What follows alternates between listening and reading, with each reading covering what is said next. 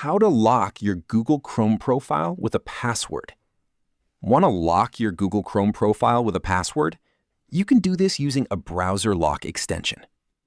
First, open Google Chrome and make sure you're using the profile you want to protect. Click the three dots in the top right corner, select Extensions, and choose Visit Chrome Web Store. Search for Browser Lock and open the extension you want to use. Click Add to Chrome, then select Add Extension to install it.